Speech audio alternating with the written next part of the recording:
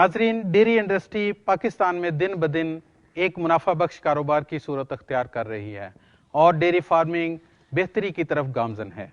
और आज हम अपने किसान भाइयों को ये बताएंगे कि वो डेयरी के कारोबार को कैसे मुनाफा बख्श बना सकते हैं। और इसी सिलसिले में बात करने के लिए आज हमने स्टूडियो में दावत दी है प्रोफेसर डॉक्टर मोहम्मद अलीम साहब को। अस्सलाम वालेकुम।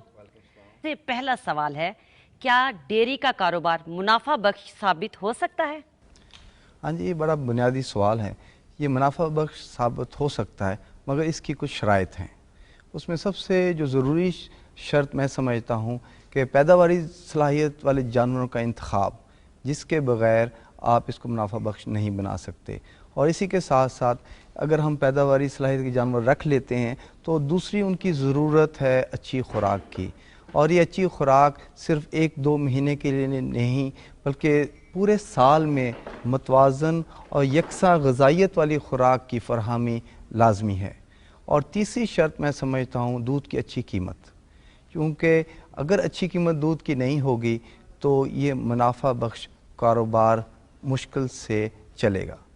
हाँ, और इसके बाद जो एक चौथी शर्त मैं समझता हूँ, ये ज़िम्मेदारों की अपनी ज़िम्मेदारी है कि बेहतरीन निगहदाश्त, और इन जानवरों को उसी तरह निगहदाश्त की ज़रूरत होती है जैसे हम घरों में अपने बच्चों की निगहदाश्त करते हैं। डॉक्टर साहब, ये बताइए कि अगर हम 25 जानवरों का डेयरी फार्म बनाना चाहते हैं तो इसके लिए कितना सरमाया दरकार है और कौन कौन सी बुनियादी चीज़ों का ख्याल रखना ज़रूरी है? मेरा ख्याल में 25 जानवरों के लिए सरमाया का अगर अंदाज़ा किया जाए तकरीबन 50 से 60 लाख रुपए दरकार होगा।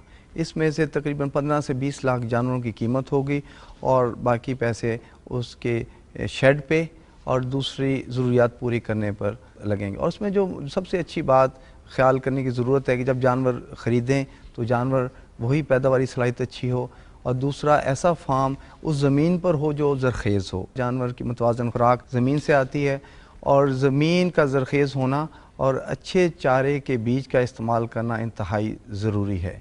तो इसके बाद जो आपने एक और चीज़ का ख्याल करना है कि इस ज़मीन में पानी का निकास बहुत अच्छा होना चाहिए। और तीसरी चीज़ जो आखिर में सबसे ज़्यादा ज़रूरी है, ये फार्म उस जगह पे होना चाहिए जहाँ रोड्स का अच्छा लिंक हो, क्योंकि उसी रोड लिंक की वजह से दूध ने भी सेल होना है। तो मेरा ख्याल ये 3 बुनियादी ज़रूरियात हैं जो अच्छे फार्म के लिए ज़रूरी हैं। डॉक्टर साहब, मुझे ये बताइए, एक डेयरी फार्म में मुख्तलिफ खर्चों का तनासुब क्या होना चाहिए? जहाँ तक खर्चों के तनासब का ताल्लुक़ है, वो इसको इस तरह ले लें कि एक फार्म पे जो भी आमदनी दूध बेचने से होती है उसका 60 से 70% जो ख़र्चा है खुराक पे होता है, मुतवाज़न खुराक पे। तो और उसके अलावा अगर आप इंतज़ामी मामलात पर 10% खर्च कर लेते हैं तो मेरा ख़्याल इस फार्म से आपकी तकरीबन 18 से 20% आमदनी का तखमीना लगाया जा सकता है। डॉक्टर साहब, ये बताइए कि मुनाफा बख्श डेयरी फार्मिंग के लिए क्या मनसूबाबंदी करनी चाहिए? मनसूबाबंदी जो मैं समझता हूँ बहुत ज़्यादा ज़रूरी है। जो बातें मैंने पहले उसके अलावा, वो पहली चीज़ है कि आप देखते हैं जैसे पंजाब में 2 मौसम 2 सीज़न ऐसे हैं जिसमें चारे की इंतहाई कमी होती है, और उस कमी की वजह से जानवरों की दूध की पैदावार बहुत कम हो जाती है। और उसके लिए मैं समझता हूँ साइलेज का इस्तेमाल ही एक हल है। तो साइलेज बनाने की सलाहियत और साइलेज बनाना ये फार्मर को उस चीज़ से बचा सकती है कि दूध की इनकम कम हो।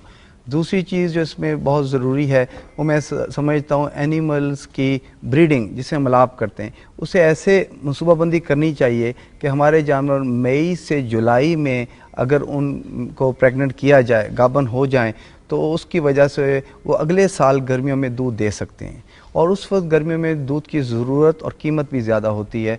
ये फार्म को मुनाफा बख्श बनाने में सूदमंद साबित होंगे। एक तीसरी चीज़ जो इंतहाई ज़रूरी है इस मनसूबाबंदी के लिए, बर वक्त वैक्सीनेशन, जिसको हफाजती टीके कहा जाते हैं, क्योंकि हफाजती टीके ही मुस्तक़बिल के लिए मुनाफा बख्श फार्म होने का मौजब बनेंगी।